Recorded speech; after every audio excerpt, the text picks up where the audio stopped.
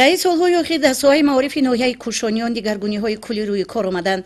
با تشبث و دستگیری‌های همه‌جانبه مقامات اجرایی حاکمیت دولتی ناحیه و حکومت جمهوری تاجیکستان، مؤسسه‌های تیپ نو و در نزد اکثر مؤسسه‌های تعلیمی ناحیه سیمخانه‌های ایلاوگی با شرایط خوبی دانش‌آموزی و علم‌آموزی ساخته به استفاده داده شدند.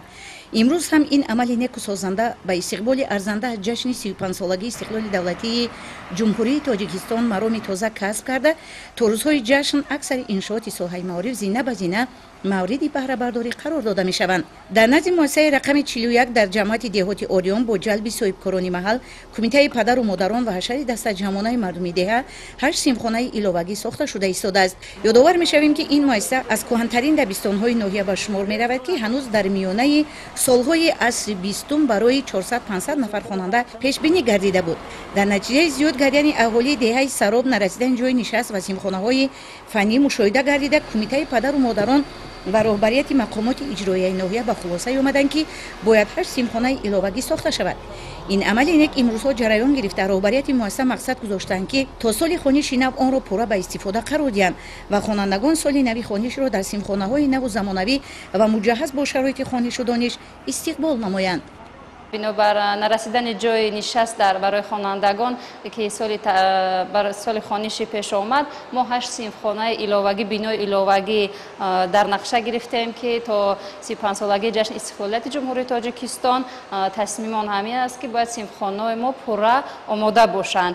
خیلی که میبینیم کارهای ساختمانی در مؤسسه ما ادامه دارند. داخل سیمخانه هم با سال خوانش نو تیار هستند، فقط رنگ و باری بیرون مؤسسه و بینای ایلاوگی همان در پیش است. در حقیقت چنین تدبیر کار و در نتیجه ساختمان سیمخانه ها برهم دادن نارسایی جای نشست و هم به بلند گردیدن سطح و صفت تعلیم مساعدت میکند.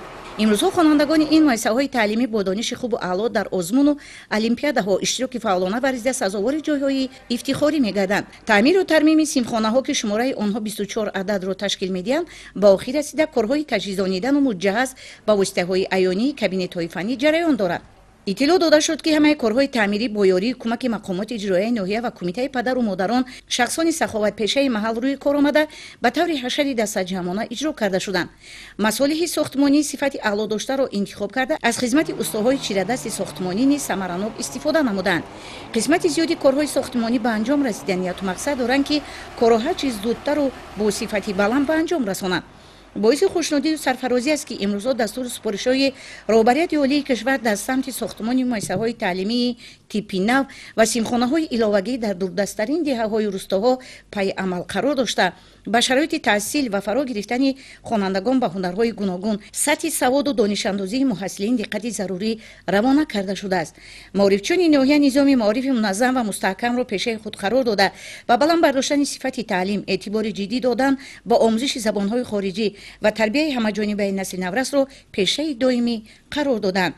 اطمینان است که خوانندگان همه زینه‌های تحصیلاتی ساحه معارف ناحیه سال نوی خوانش را در سیمخانه‌های تازه و برهوا و شرایط ارزنده علم آموزی و دانش اندازی استقبال می‌نمایند. حسن زاده گلیزار، دلیر شریف، نمازلی ارگش، اخبار ناحیه کوشانیان.